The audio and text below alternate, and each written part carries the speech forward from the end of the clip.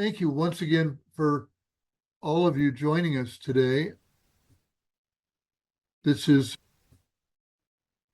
one of our Peacemaker Circle format offerings that we do at least once a week. Sometimes we do a couple of them a week. And for Zen Peacemakers, we really try to offer a variety of topical events like this with highly qualified and distinguished guests to speak on some of these topics. I don't want to embarrass Ellen, but I think Ellen is distinguished. And we kind of move around the circle of the things that Zen Peacemakers focuses on. This could be war and peace. This could be refugees, gender issues, end of life, unhoused, food insecure, racism, the environment, the arts. So I suspect most everybody, this is not your first time with us. If it is, please do sign up for our newsletter, and you can see what we have coming up, and we try to keep it interesting. So I will. I just want to do the briefest introduction here. Ellen Korman Maines is a friend of ours from here in Boulder, Colorado, and Ellen's been a guest once before, and it was lovely. So we wanted to meet again, and I love the title that Ellen chose today: "Pilgrimage, Place, and Commemoration in Personal and Collective Healing." And I'm really looking forward to this. Many of you know Ellen. Ellen is a longtime teacher and member of the Shambhala community, was a student of Trungpa Rinpoche in the early 70s, and has done so many different things over the years. I won't go through her entire CV, but it'll speak for itself once she begins to speak for herself here in just a moment. So I will once again thank you all, and it's good to see you. It's so nice to get together like this. And I'm going to go ahead and mute myself, and there will be time for questions and answers, comments as we get into the hour and a half. So make notes if something occurs to you. And Ellen, I'm going to turn this over to you. Thank you very, very much.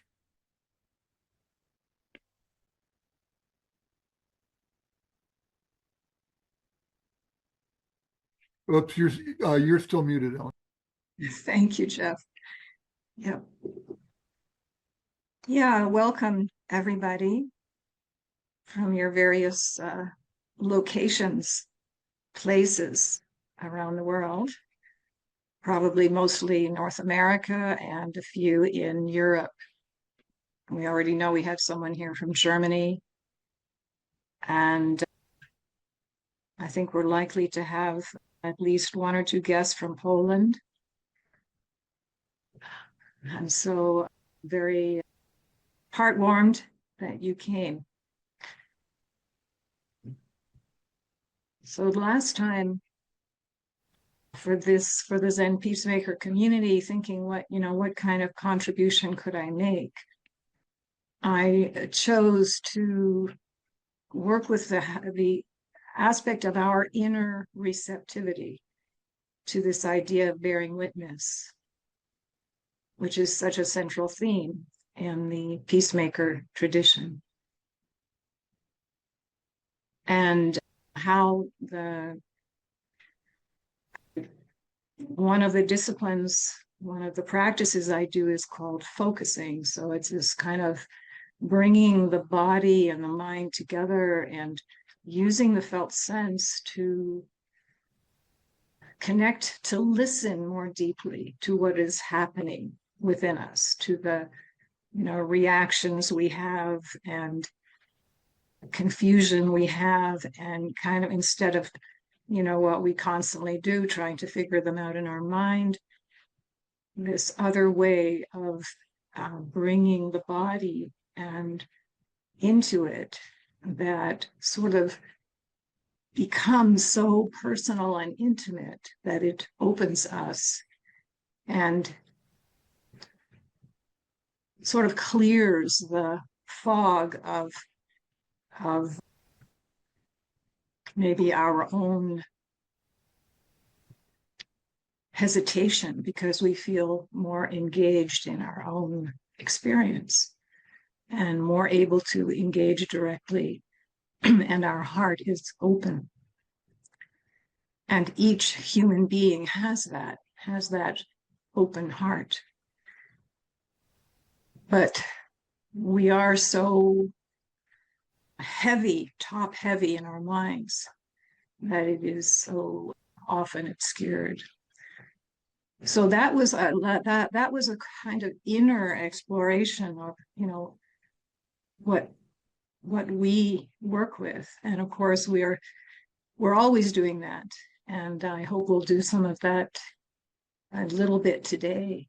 But the emphasis today is a little bit different. It's more, you could say, bringing the outer. So and it's a different way for me to approach all of this, which is looking at the whole experience of going somewhere, and how the place itself and the reason for our journey, and which often has to do with family history that has been unknown to us, family origins that are unknown to us.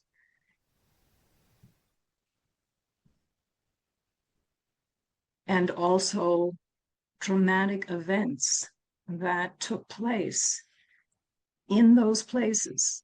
So it could be one of those. It doesn't have to be going to a concentration camp necessarily, but I'm sort of including all of these situations of making a journey back to, let's say, Eastern Europe, to find the town where your grandparents lived and died, or your parents.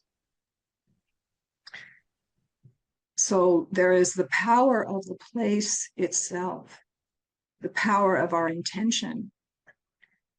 And we could say that intention turns it into a pilgrimage. I was going to Google or look up, what's the definition of pilgrimage, but I think we all have a sense that it's a journey to a place that has sacred significance. Either, it could be, going to Bethlehem, or going to Lumbini, the birthplace of the Buddha, but it could be to your grandfather's hometown, a tiny village in Poland. And then commemoration, which enters into all of this, which is the coming together of groups of people to acknowledge, to bear witness, and to teach and learn about what happened in that place. So there's a strong emphasis, rather than just our internal receptivity, there is the sense of the world itself speaking to us. And that in a certain way, I feel like my job, or what I'm doing today, is easier, because it's no longer about me, actually. It's about something that I enter into by my sheer willingness to go, to smell, to see, to touch, to engage. And because I know not everyone here is Buddhist,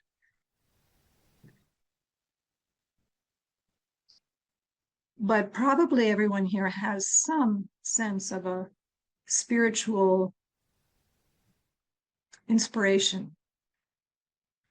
And the sense of that is that it goes beyond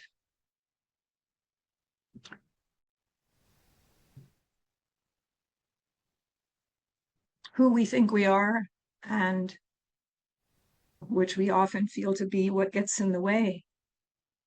of things, and how to touch into some kind of essence of who we are, or of reality that goes beyond my opinions and my reactions and my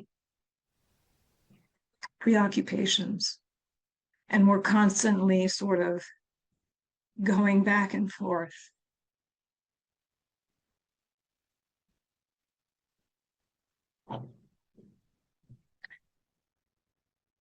So, in that path of learning how to go beyond ourselves, in Buddhist teachings, Buddhist philosophy, maybe not as much in the Zen tradition, there are lots of categories and threefold logics. And one little threefold logic way of presenting things and breaking them down is about how we learn or gain wisdom, or truly integrate something into our being beyond just an idea.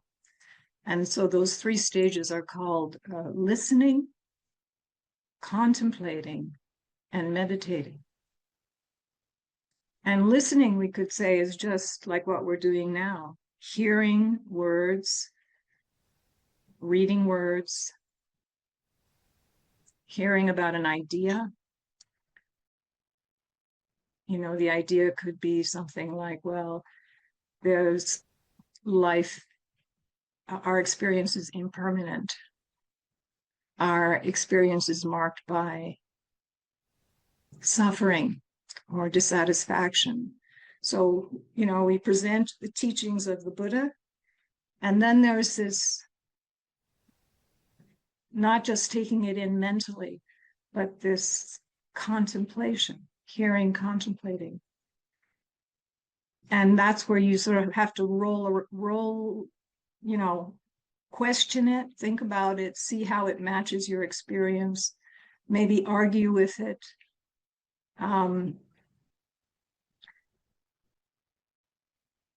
So you have to sort of engage with it, and it's not necessarily smooth. It doesn't just sink in, but it bumps up against maybe a contrary belief, or, not wanting to see things that way. Maybe it's too depressing to see things that way, whatever. So there's hearing, there's contemplating, and then the third is called meditating. And another word we could use, so the idea of meditating is where it actually becomes a part of you, which takes a long time. But another word I think we could use in this context is integrating, so that it really goes into your system. So that's a very intellectual way of speaking, but I think it actually works, strangely enough, for this idea of going to a place. Because when we go to a place, we learn. We no doubt are going to do some research or go on a tour. We're going to have the history of the place conveyed to us, either by going to a museum or, I remember at the Bearing Witness retreat at Auschwitz-Birkenau, that first day it was going on a tour and being told, this is what happened here, this is what happened here, this is what happened here. This is what happened altogether. So massive amount of information, and we take that in. And then contemplating. There's this whole process of engaging, whether we want to or not. We are already engaged, because actually we are in the place. We are walking in the place. We're seeing the buildings. We're seeing the gas chambers, or we are seeing this lovely, picturesque field.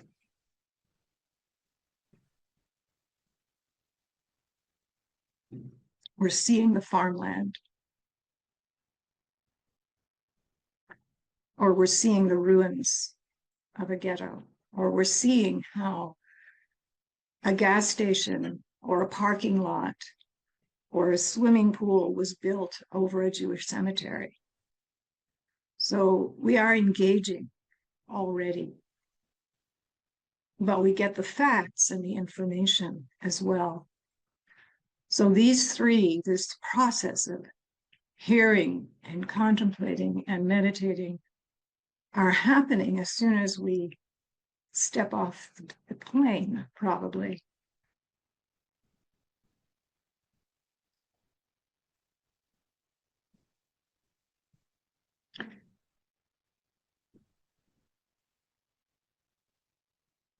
So I want to talk about these different levels of engagement that happen. And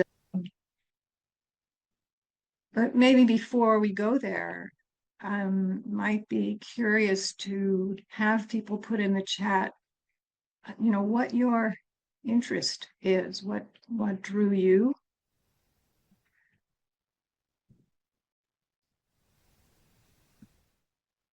It could be that you know what I'm talking about because you've done this already.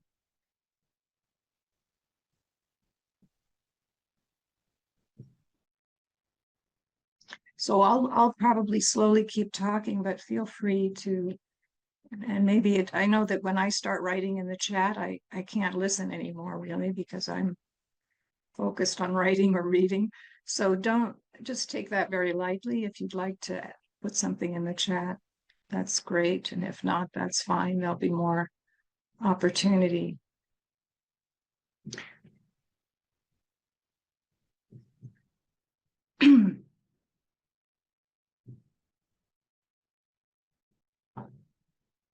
But it is interesting, what is the motivation that draws us there? Because that is important.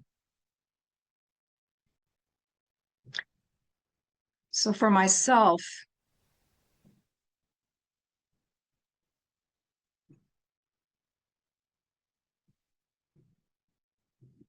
yeah, and the thing is, we may have one reason for going, but something else happens when we're there that we don't expect. And again, so there is an element of our participation in the journey.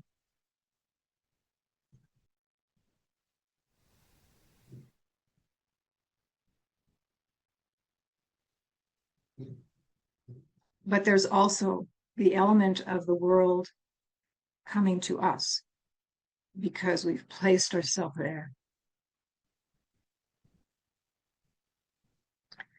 And for some people, I know they may not be people here, but there is a sense of missing something in one's foundation in terms of, and it's hard to say what that is. It could be, I had no sense of that. I didn't expect to encounter a kind of a part of myself in another country where I've never been.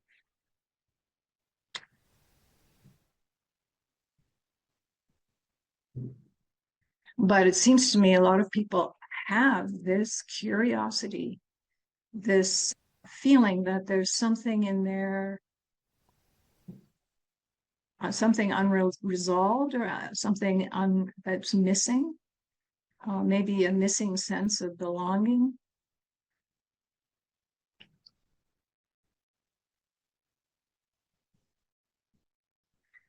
I also wanted to, as part of laying some kind of foundation, touch in on a teaching expressed by my my teacher, Trungpa Rinpoche. And this was actually a presentation he gave to an advanced group of Shambhala students in 1979, and was later edited and put into the book Shambhala, The Sacred Path of the Warrior. I'm not going to read from it, I'm just going to share some of it. He starts by saying, I was born in a cowshed in eastern Tibet. Oh, let me see.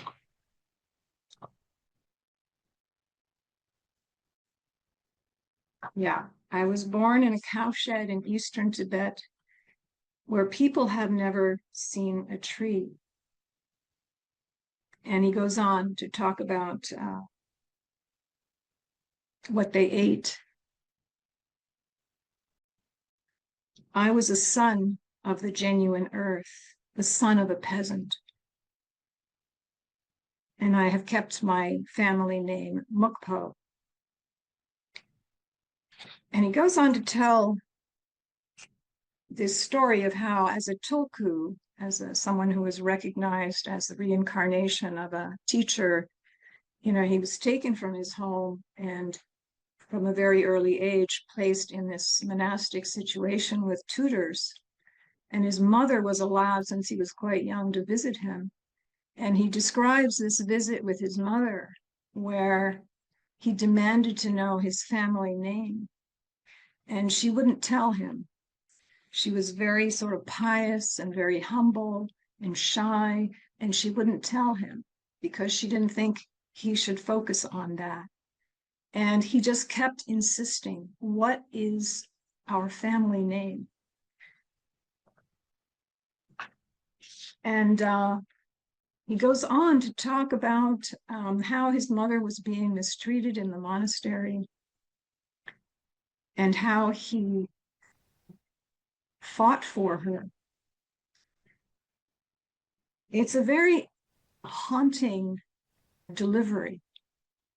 And I've found it just amazing to listen to because of the heartfeltness with which he talks about this place where he came from and his family connection.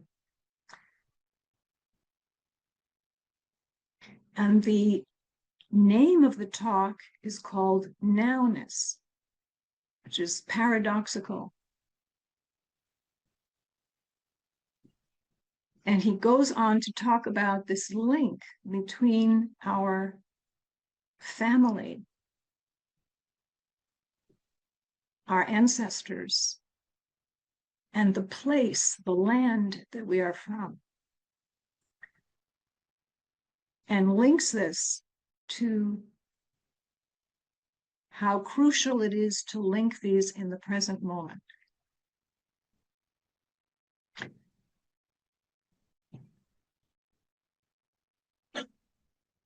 And in trauma, teachings on trauma, it is said that the more disconnected we are, or the more trauma has occurred to sort of divide our being into pieces, the more that reality is past, we create past and future. And we live in this sort of divided sense of reality. And when we have integrated the past, when trauma is integrated, that is the present. So this connection, or this, it's was counterintuitive to me. This idea of going backward, going to the past, and what does that have to do with the present?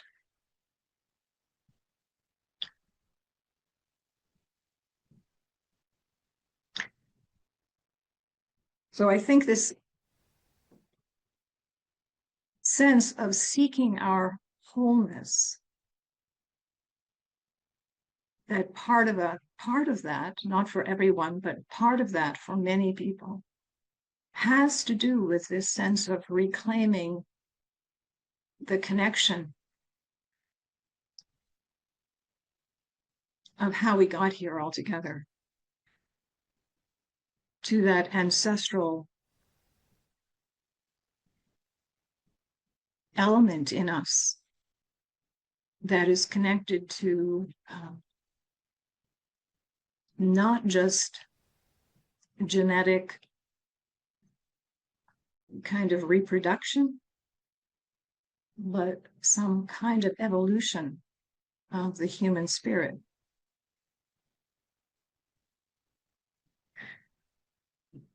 So I'm maybe wandering off in a certain way, but hoping that you can follow and see the threads here. So there's something about going to the place, interacting with the place and the events and the people and the history that goes far beyond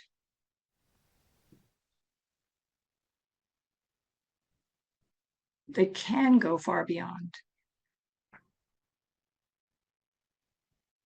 that can sort of break through the divisions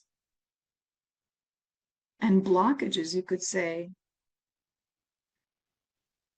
that have evolved.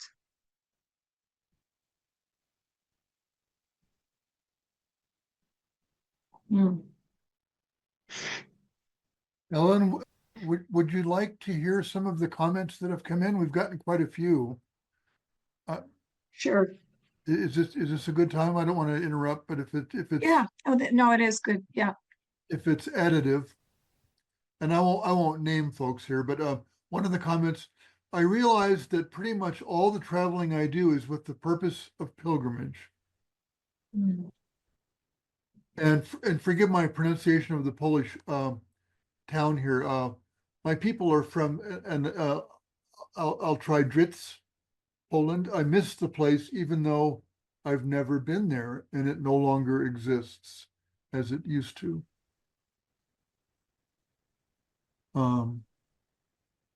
Another person said, I feel when I go to sacred spaces, I connect to something bigger and more ancient than my personal stories. Mm.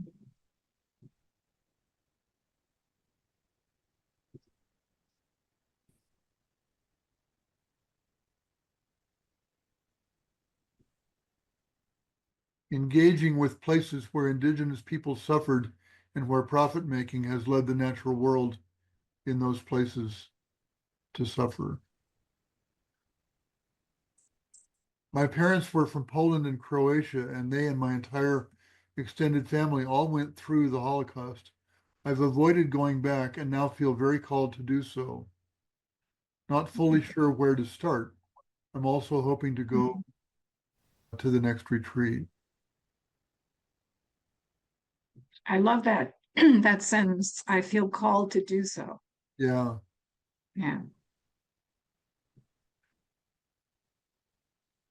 Here's a lovely sentence also. Bearing witness to layers of secrecy and silence to shine light, to shine light. Mm. These are really rich. My mother was a hidden child in Antwerp and lost our entire family in Auschwitz and other camps. I participated in the Auschwitz retreat in 2010. It was life-changing. I've traveled a bit in Poland and also in Germany and Belgium, all countries' locations important to my family history. I'm presently conducting research for a writing project and will go back to Poland and Belgium with my brother, a trip to witness and commemorate next spring. You've really struck a chord here, Ellen. This is wonderful.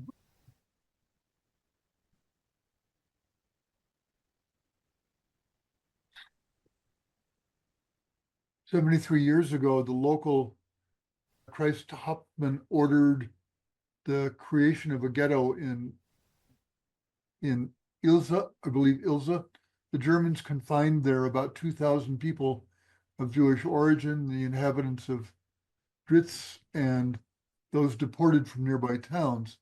The ghetto was liquidated 10 months later when the Germans transported all Jews to the extermination camp in Treblinka.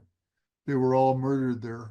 My Bubba's whole world, family, friends, community, 13 members of her immediate family included.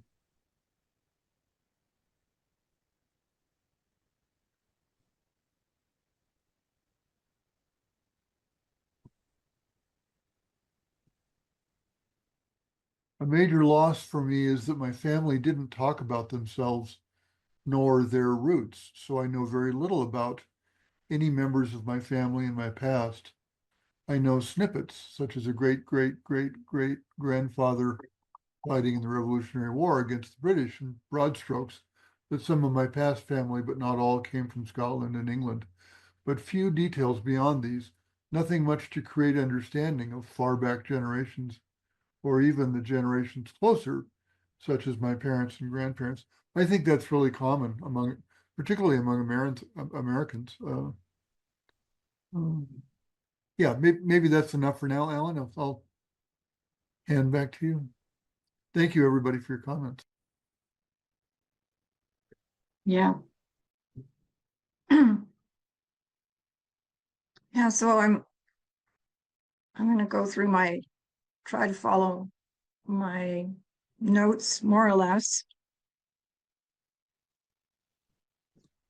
I want to come back to when I had this one threefold and I have another threefold.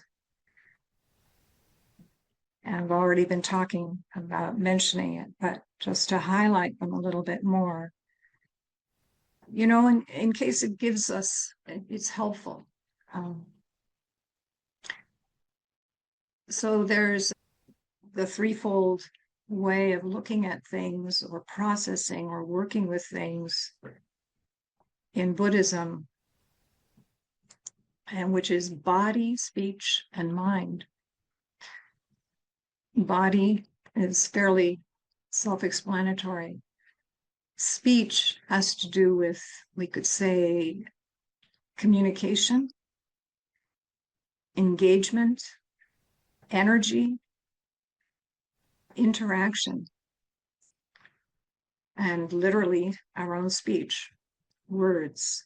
So to that, there's a level of the mind, of our communicative mind and ideas that enters into speech.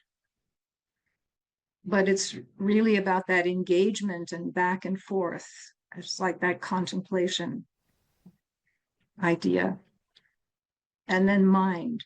And we could say, of course, there are different levels of mind, but in this case, we are working with the mind to open it to, we could say, the bigger space or bigger mind itself, which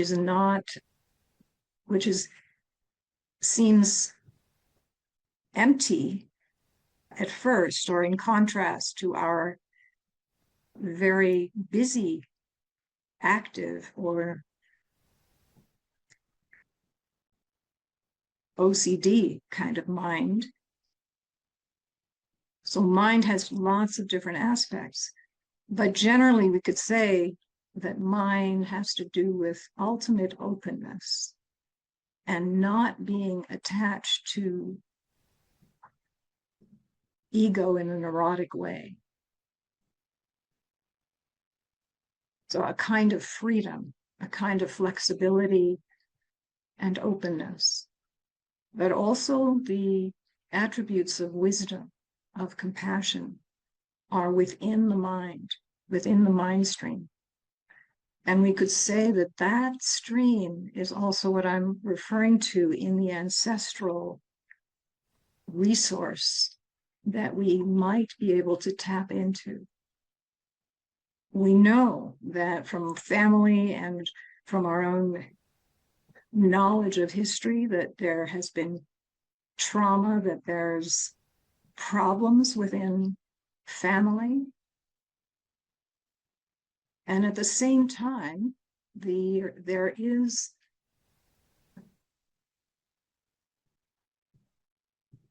this wisdom aspect. So instead of viewing family as sort of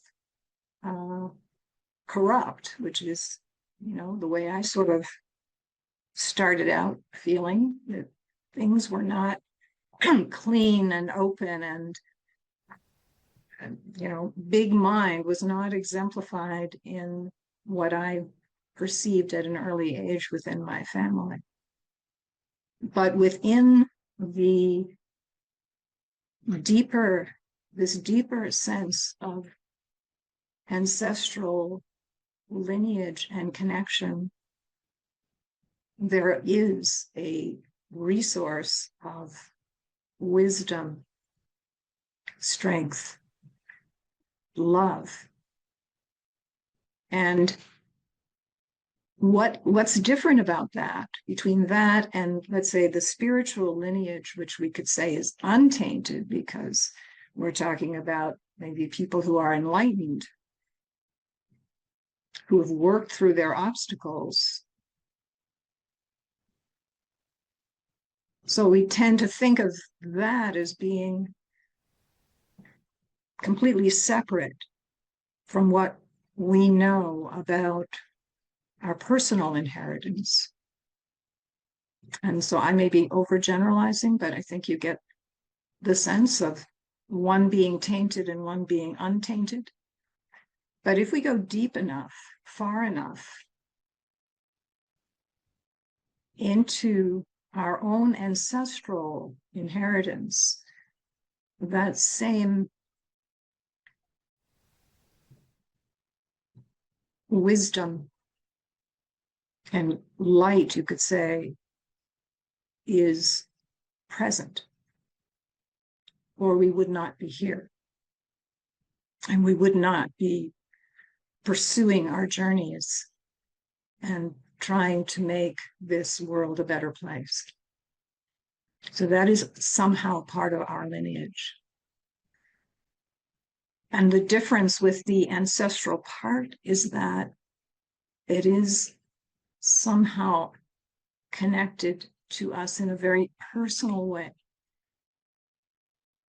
It's like your blood, your bones, your DNA has mixed with that, has been mixed with that.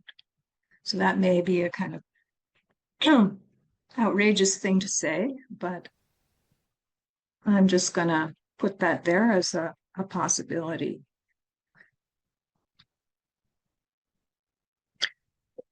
So back to place.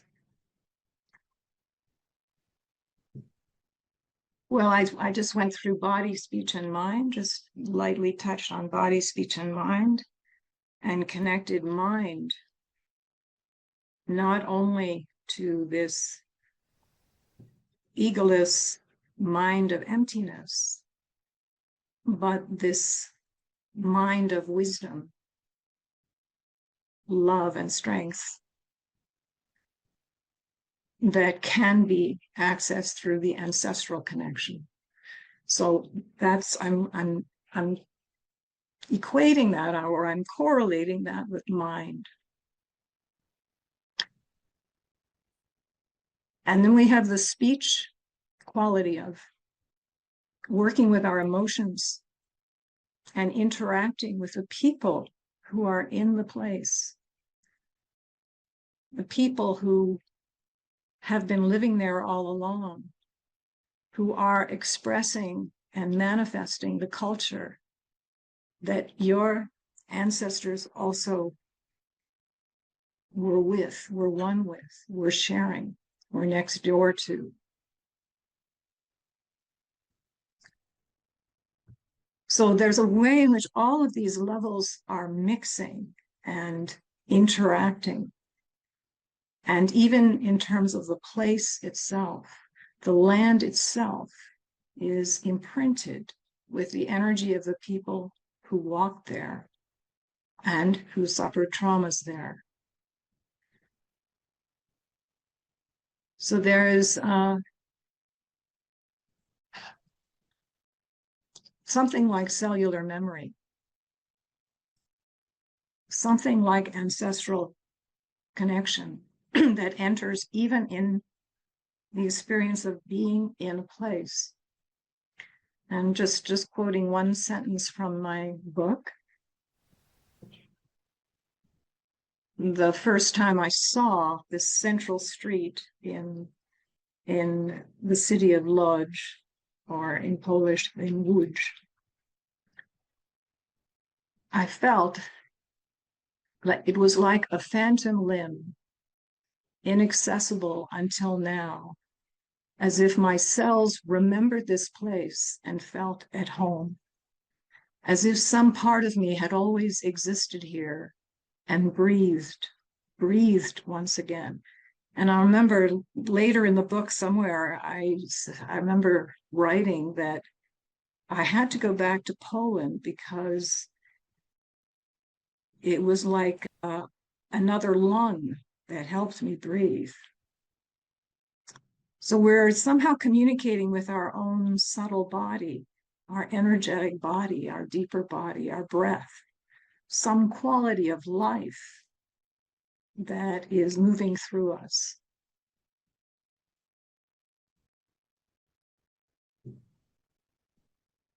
And then in terms of, just to say a little bit more about speech,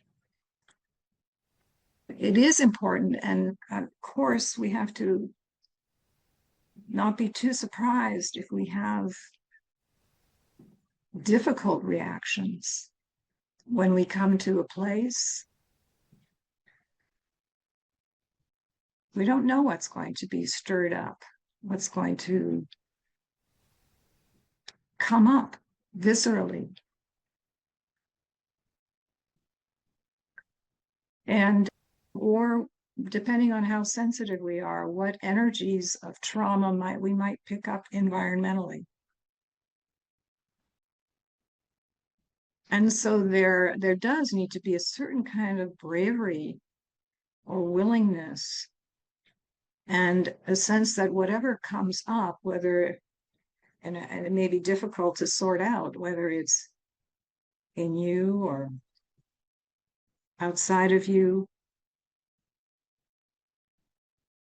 You know, sometimes when I'm in Germany, I have a visceral reaction to the language.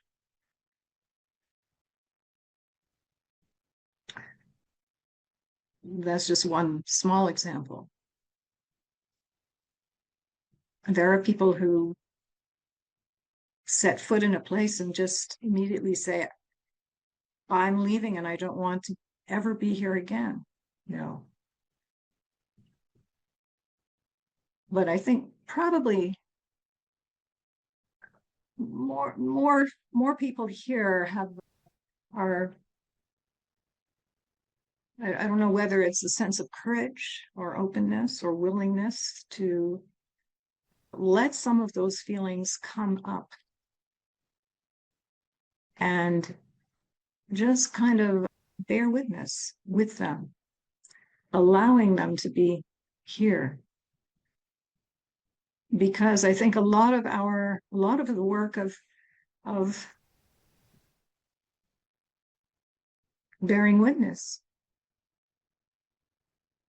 being a human being, is, can we tolerate our own negative reactions? Can we tolerate our dislike of either what's around us or what is within us? And how, to what extent we want to get rid of them? And to what extent that openness of mind, that experience of coming from our meditation or other training or practice, can allow us to still feel like actually that reaction does not overwhelm me or have to take all the space, but there is some little corner of me that is actually bigger and can allow it and even welcome it And this contradictory, this is something that is actually a lifelong training. And I think is at the core of what's going on in our world, is the need to destroy what we're uncomfortable with, what is hard for us to be with. So that, again, that's the inner aspect, that coming to such a place, such a commemoration,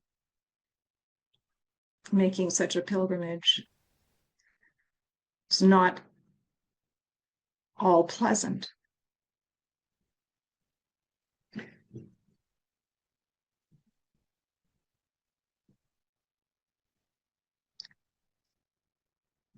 So there is a certain amount of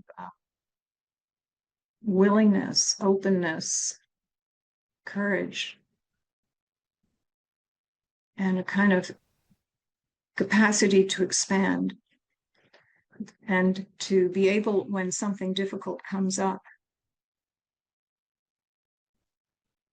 instead of being very, very sort of narrowly focused on only that, to also include some kind of space around it, some kind of gentleness, our own gentle attitude toward it. We could say it's like adding, if one was working with it inside and saying, I'm experiencing this tremendous anger. And if we can use the word and say something in addition to that. And it's hard to be with this. And there's a longing to feel something different, to feel more connected. So as soon as we add and open the situation, there's the opportunity to take a deeper breath. There is an opportunity for some part of that rejection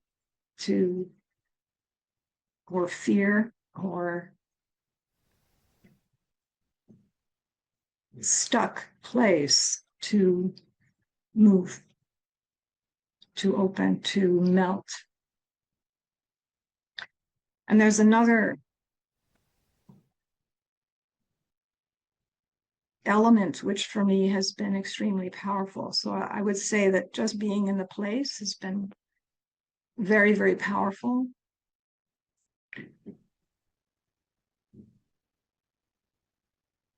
And feeling the presence, feeling in a very, very unexpected and real way, the presence of ancestors, especially in the place where my mother and grandmother were born, has been very powerful for me. But there's another third element, which is engaging. And I mentioned it a bit, but I want to mention it a bit more. Engaging. So for me, this place is Poland, obviously, where I've spent a great deal of time, where I have traveled at least 20 times and probably spent about 3 years of my life. And it is the engaging and connecting with Poles, almost none of them Jewish. Only recently am I beginning to connect with some Polish Jewish Poles there. For the most part, Christian, Catholic raised Poles who devote tremendous amount of their energy towards remembering, researching the former Jewish community in many ways. And not only those people who are officially like somehow it's their passion. And so, you might bump into those people at certain events, or people who are having this happen, but just ordinary people with whom I have no connection, but I just happen to meet them. So again, there is some way in which they are holding the connection with the place, with the history, and with my own ancestral past, because their ancestors and my ancestors shared something. I cannot actually put into words, even how, or when I put it into words, it doesn't quite go far enough. It doesn't communicate the sort of electrical, deep, powerful connection that comes through to me, even in a casual encounter. And also, I think in terms of healing, and it's very important to hear how other people perceive something that you perceive in a certain way. So how people who are different from you, just let's say because they are not Jewish, or they grew up in that country and not this country, but how they experienced, or how they perceive, or how they regard, how they hold this part of their history, and feeling the importance that it has for them, even though they're not in their situation is seemingly so different from your own. So that has had tremendous power for me.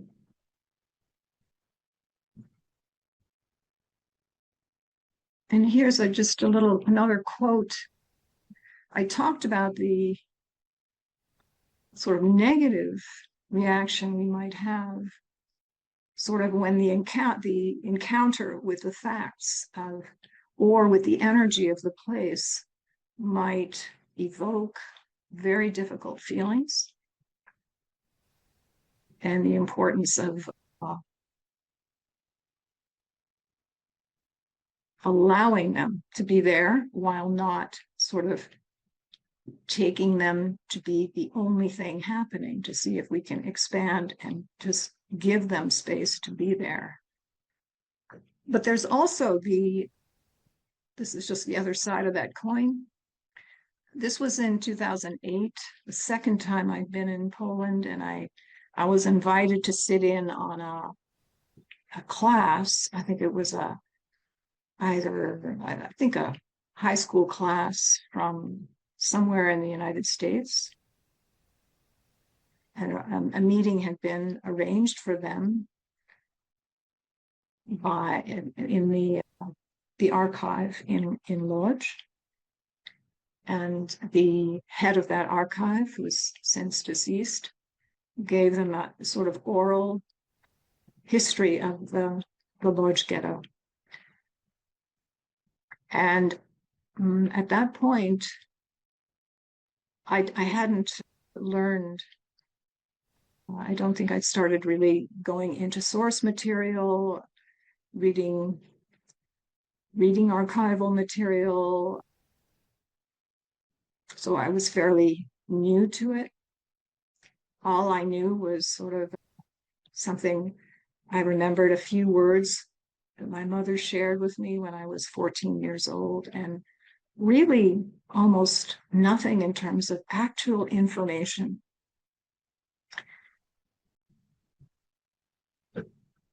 So I wrote, matching the little my mother had told me with these facts and records, gave me a strange sense of clarity, even peace. No matter how awful the truth, shining light on these shadows took away their craziness. And craziness was the right word, somehow. I felt a wordless respect for those who had been imprisoned in the ghetto, and somehow for myself. So there was a sense of which I had been unconscious, that I was, holding some kind of chaotic and yet unknown body of information.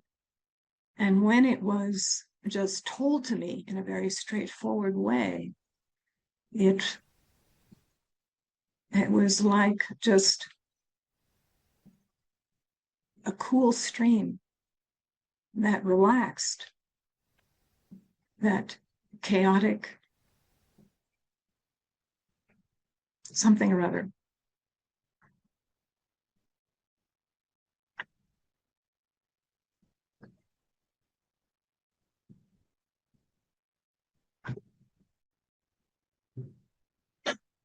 So just pausing here, we do want to leave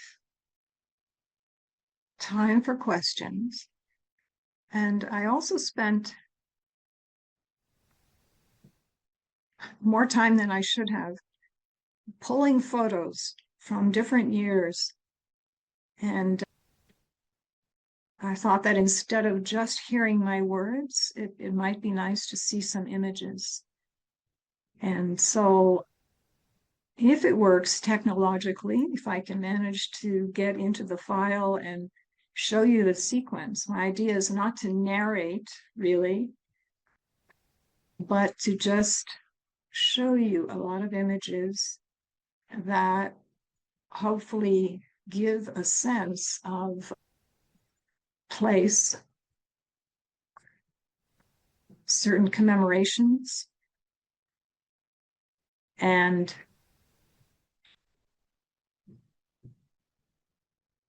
this engagement of people, place, and events. So how does that sound? Does that seem okay, timing wise? Yeah, okay. So, and just let the questions arise. If you have a question, if I think you're more than welcome to ask them live and we can chat. Or if you really prefer, you can put them in the chat and I will see if I can do this.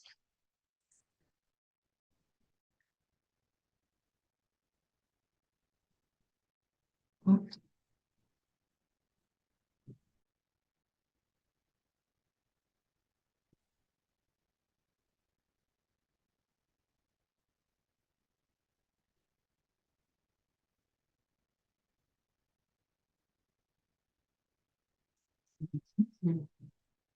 Yeah.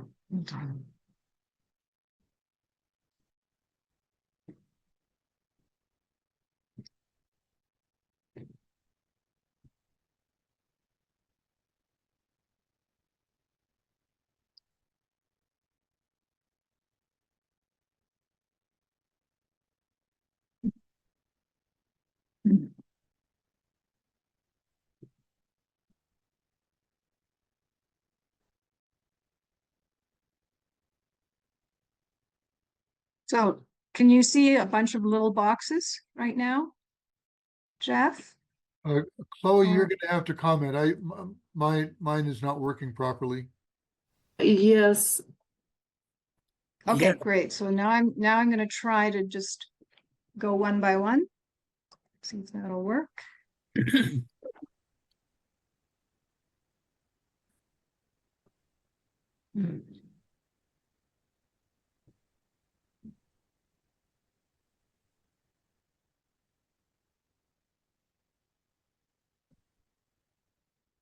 That's me down below, but that's my mother above, just after the war. It's a photograph that's in my book. That's my father. My father's identity card. We're not seeing it one by one. We're seeing the whole page.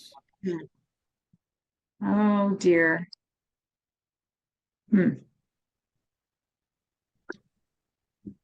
Okay, I'm going to try another way.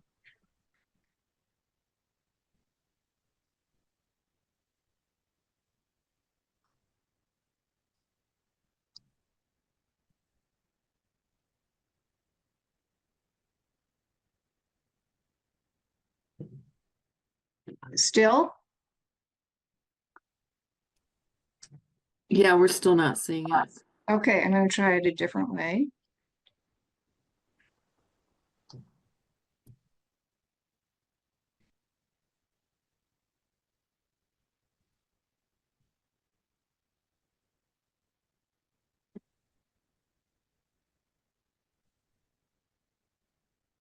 Okay, do you see one person now? Yes. Good. Okay, figured it out. Success. This is my mother in the background. My father.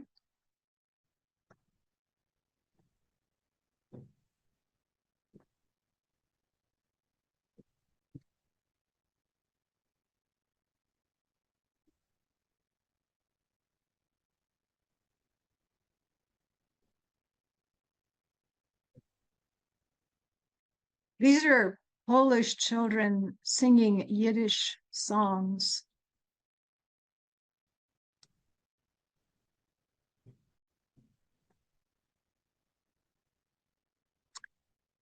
This is the square, a postcard of the square where my mother and her family lived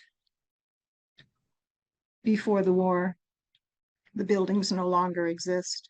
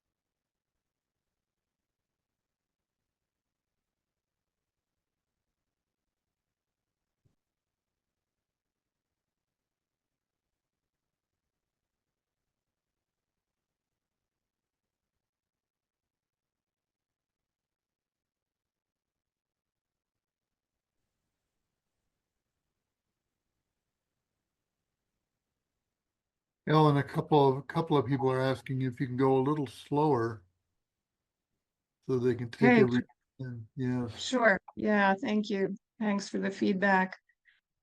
These pictures, so this was at the 75th commemoration of the liquidation of the Lodz Ghetto, and this is a tour that we went on in the cemetery around that date, and that was in 2009. The woman on the right is Joanna Podolska, who is the director of the Center for Dialogue in Łódź and organizes this very major event every year, especially the 5-year intervals. Like we just had the 80th anniversary. These are larger gatherings with more of international presence. This year in 2019, so this is a photo display, and what's significant and moving for me was not only the images, but that this whole photographic exhibition was in a church. And it was not the only church that was holding these commemorative photo exhibitions of the Jews. So this is all in this one church, and this is the name of the exhibit.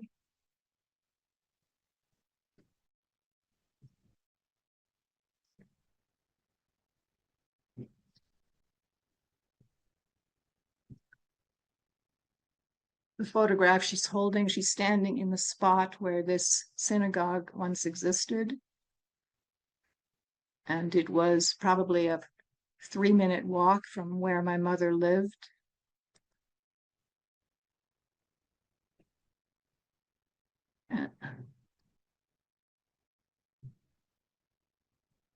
This was a woman next to me from Sweden who I began speaking to. Some instinct told me to talk to her, and I thought she was American, but it turned out she was from Sweden. And in the course of talking to her, in the very first 6 or 7 minutes, I learned that her mother was in a bus being rescued from Ravensbrück and being brought to Sweden. And my mother was in the bus just in front of that one that her mother was in. And her mother witnessed the bombing of my mother's bus, which killed my mother's youngest sister, who was, to her knowledge, her only living relative. And my mother had told me this story when I was 14 years old. And in 2019, I met this woman who voluntarily, by sheer, I don't know why, told me how her mother had told her that she was in this Red Cross bus and witnessed the bombing of the bus in front of her. So this was, to me, sort of a kind of magical moment.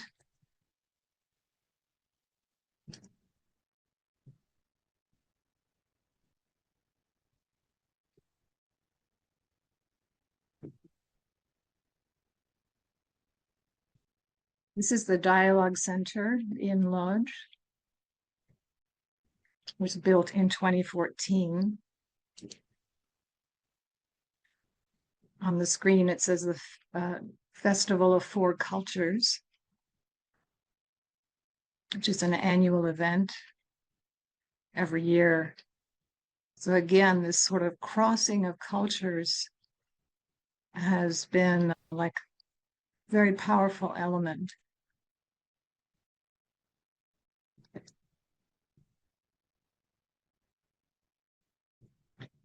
This is a woman who cares for this cemetery.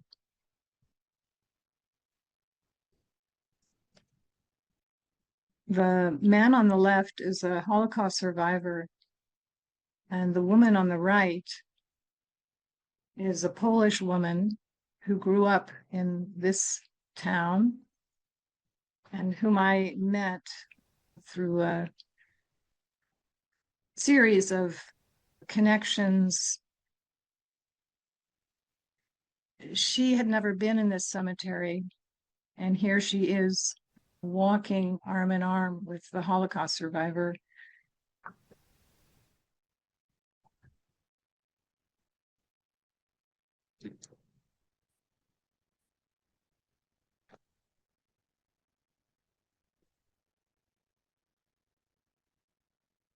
These are gravestones.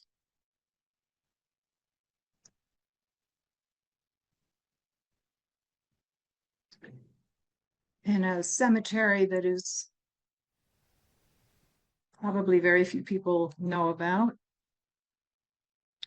very far to the northeast, near the border of Lithuania.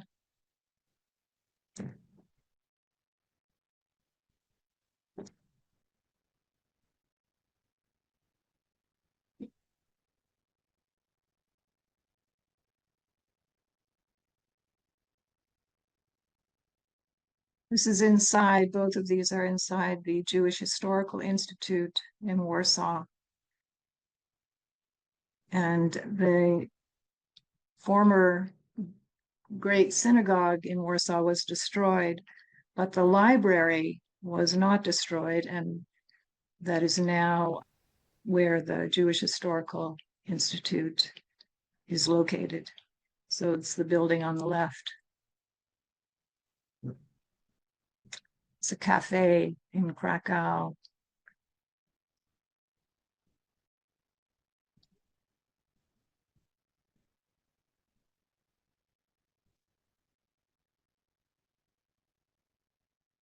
This is a school teacher in the town of Kozhenica, where my father was born, who invited us to stay at her home and gave us a sort of very private tour of various sites. And this is at the cemetery.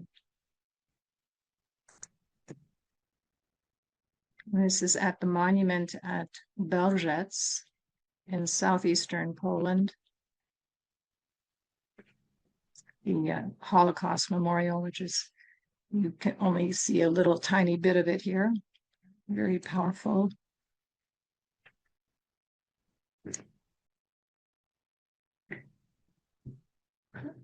This is a presentation I gave with this esteemed gentleman in Poland who's done who's a poet and an artist, scholar, and also cultural, I'm not sure what to call it, cultural activist. Inspiration behind this Borderland Foundation, doing incredible work there. Not enough time to go into it. This is the headmaster of a primary school in Tushin. These are children at the primary school in Tushin. Their teacher and I have a very made a strong connection, and he's doing a tremendous amount of work to commemorate the cemetery there, the Jewish cemetery. They're holding little daffodil signs. There's a nonprofit organization called the Daffodil Project, commemorating 1.5 million children lost in the Holocaust by planting daffodils. This is in the town of Tikocin near Białystok, which once had a very old Jewish community. I mean, it's been there a long time.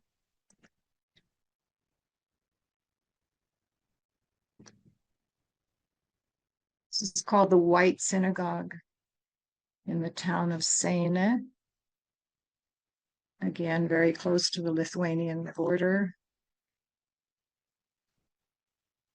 My husband, Judd, and Vieshik, an artist who works with this Borderland Foundation, and they took us into Lithuania to visit Judd's great-grandfather's grave.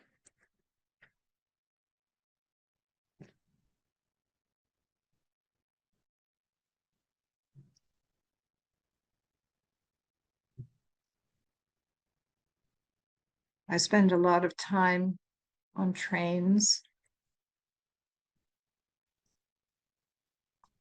and looking out the windows of trains, so it's blurry.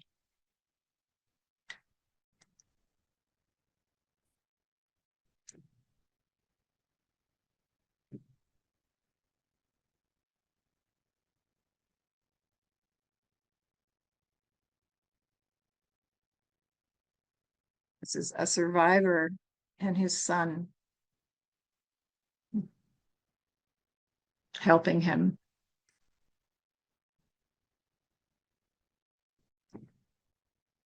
This is again at the Center for Dialogue in Lodz, and which is on a large tract of land, and the whole piece of land is called Survivors Park, and has hundreds of trees, each tree dedicated to a survivor. This is one of the school children in Tushin at the primary school.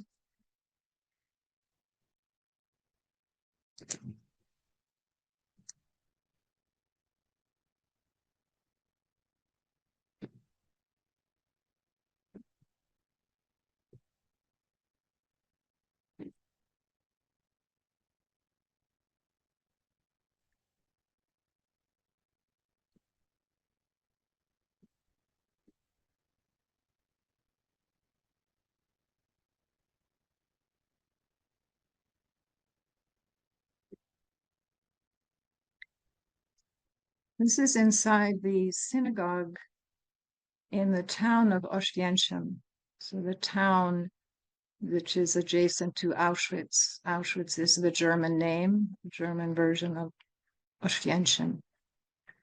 And there's a very thriving synagogue, small synagogue and museum and cafe in the town. This is at Auschwitz.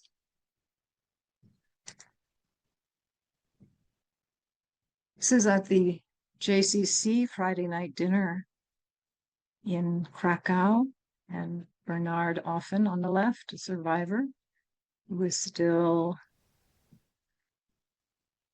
teaching and speaking and interacting, and is inside the Chopin Museum in Warsaw. This was an artistic installation in the square where I showed you that old postcard. This is the old market square where my mother used to live. This is at one of the main commemoration days at the Jewish cemetery in Łódź.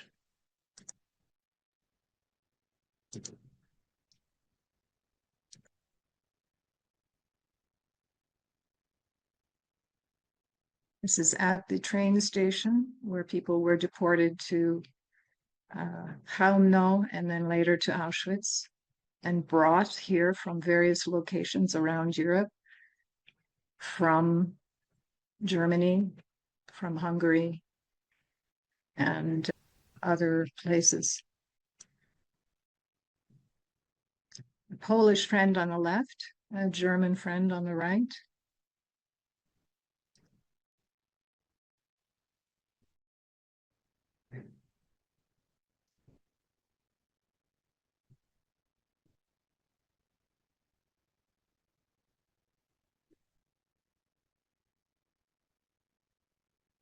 This is the same market square, which this year has been refurbished again, and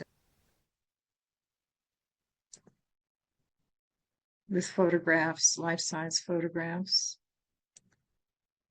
Nieobecny means not present.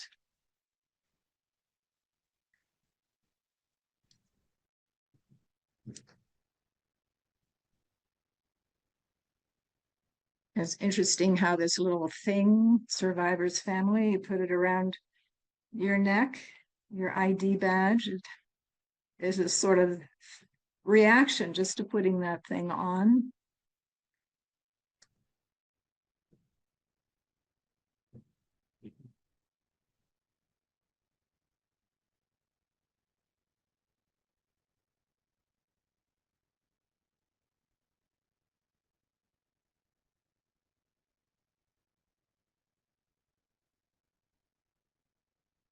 Two very amazing survivors, Marian Tursky on the right and Hanna Sversky on the left.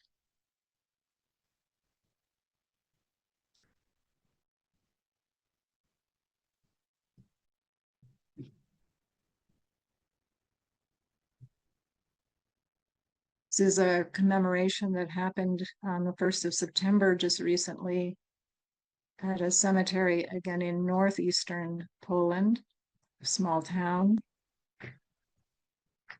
And these are the local people who came.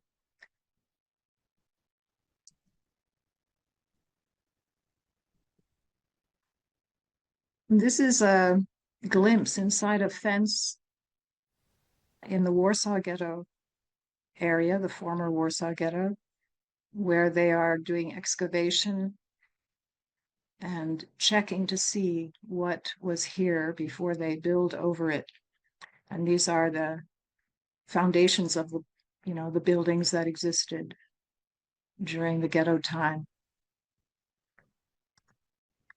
And this was a lovely person who gave me a very intimate tour.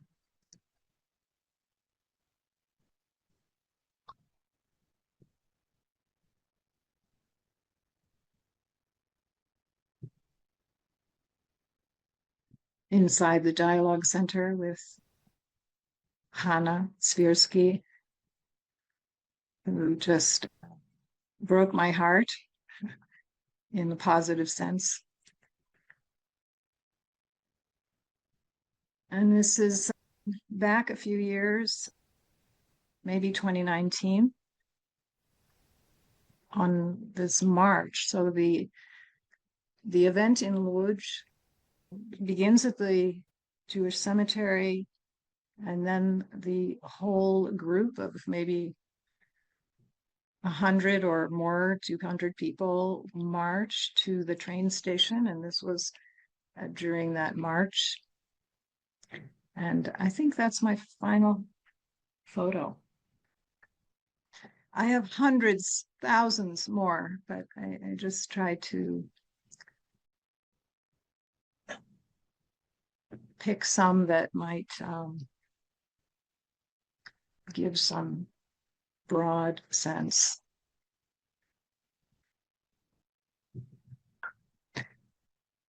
So do we have some questions, Jeff, or anyone who'd like to raise their hand? Maybe there are a few in the chat, but if anybody would like to verbally ask a question, there are more people than I can see. Under React, you'll find your electronic hand. That's a good way to get our attention. If you have a question or a comment for Ellen. And if there's none verbally, I can go to the chat. There are a few there. Annie approves.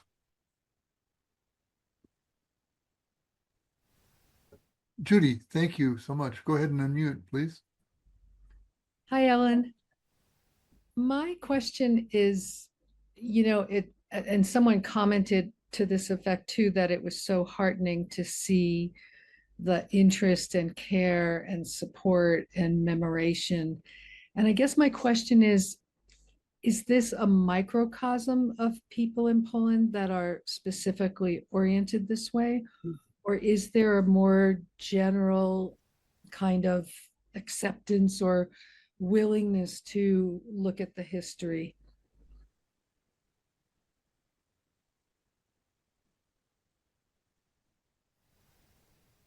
Well, I'm not sure what you mean by microcosm exactly. I mean, obviously, I'm showing you the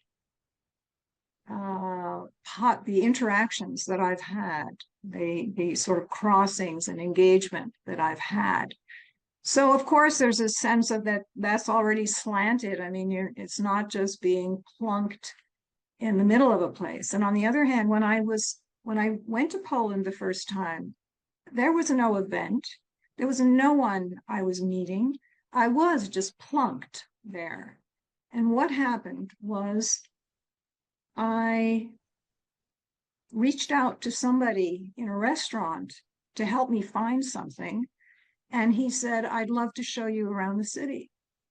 So, this is random. This is nothing there was no microcosm. It was my reaching out to a human being and that person valuing that connection so much and then taking me into the archive and, you know, and then meeting somebody at the reception desk at the hotel who, you know, so, well, okay, if you walk into a hotel, you're already in a microcosm, right? But I really didn't, I don't travel as a tourist, typically as little as possible. And I made myself very available to the unknown, you could say. You know, I just dropped in. And so I think the power of one's intention and one's instinct, I mean, draw, go with you, you know. And I actually wanted, I had in my mind, although I didn't flesh it out totally,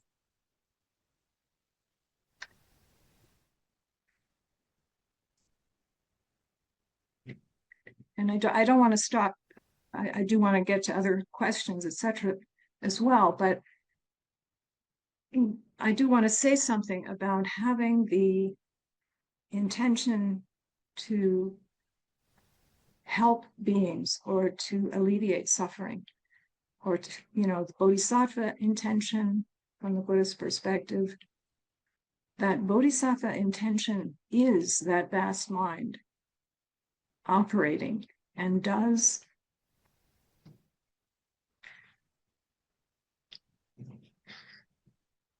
guide one's journey, you could say, or impact one's journey. So I'll stop there, not to say too much more. But I think it's both a microcosm and it's an indication of what's very real. And that's not to say that there aren't anti-Semitic elements, definitely, in Poland. Thank you. Thank you, Ellen. We just have another minute or so. Sarah and Annie, if we can, if they're brief, we can try to get you both in. Sarah, go ahead. Okay, sorry. Go ahead, Sarah. I think you were first. Okay, thanks. The title of your talk had the term pilgrimage, and the Zen Peacemakers retreat in Auschwitz certainly seems like a pilgrimage. Do you think that many of your trips to Poland are pilgrimages? Yes, every one of them is a pilgrimage. Yeah, for me. Mm-hmm. Thank you.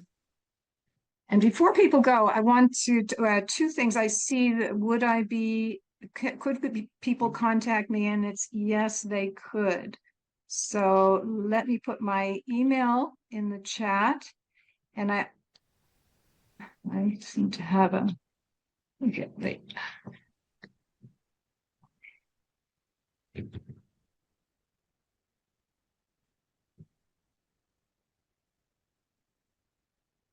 Okay, there's one of my emails. I also have another email. If you already have that one, it's fine to use either one. I also want to put in a link to a program that is going to happen in the spring through Shambhala Online. The exact title and the exact description of it is probably going to change. It's sort of in draft form. But it's about this linking the ancestral connection to our spiritual practice or lineage or tradition. So that's going to happen. It'll just be like a 4-week, once a week exploration of that.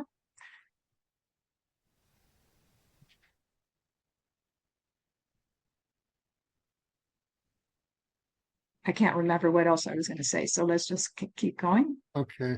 And we're a minute over, but Annie, let's cheat and take your question anyway. Okay, thank you. This will be the Thanks, last Jeff. one. Yep. It's not a question. It's a big thank you, Ellen, for your eloquent your teaching on so many levels of how the pilgrimage affects us. And it was just so deep for me. Thank you very much. Thank you. Oh, thank you, Annie. I feel like I'm forgetting something. So Jeff, you probably have to go, so I understand if we need to close it, but I'm totally open if you want to hang for another minute or two. We And, can, we can stay together for a okay. minute or two, yeah. I feel like not abruptly signing off. Yes. And yeah, maybe we could, while we're still here together, just take a moment to, sense whatever's in our body, and perhaps that sense of longing or incompleteness or curiosity. And also that bodhisattva intention that how we pursue that inquiry and is sort of dedicated to alleviating suffering and creating more understanding in the world.